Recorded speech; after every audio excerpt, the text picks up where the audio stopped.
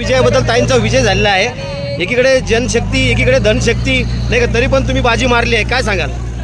या विजयाचं संपूर्ण श्रेय महाराष्ट्राच्या राज्याचे यशस्वी मुख्यमंत्री नामदार एकनाथभाई शिंदे,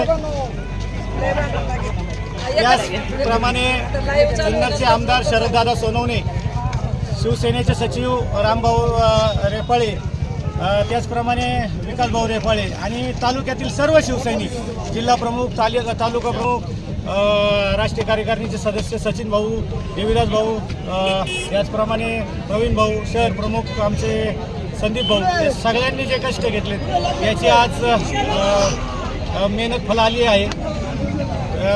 अजून काही सीटं यायची पाहिजे नव्हती, पण थोड्याफार फरकाने काही ठिकाणी पराजय पत्करावा लागला, पण असो, हार के भी जीतने वाले को बाजीगर कहते।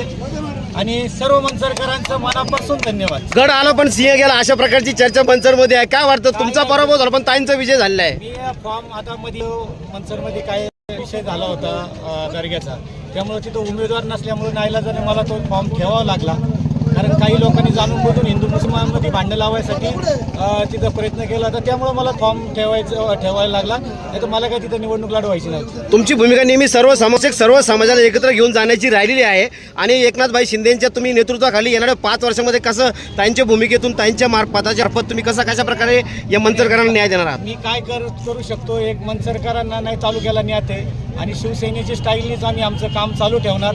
फक्त शेवटी तुम्हाला एकच सांगतो, सर्व मंचरच्या मतदारांचं मनापासून आभार आणि या वाईट काळात ज्यांनी साथ दिली त्यांना आयुष्यभर विसरणार नाही एवढी ग्वाही देतो आणि थांबतो। येणाऱ्या 5 वर्षात सीईओचे कारभार बाहेर काढणार आहात का तुम्ही?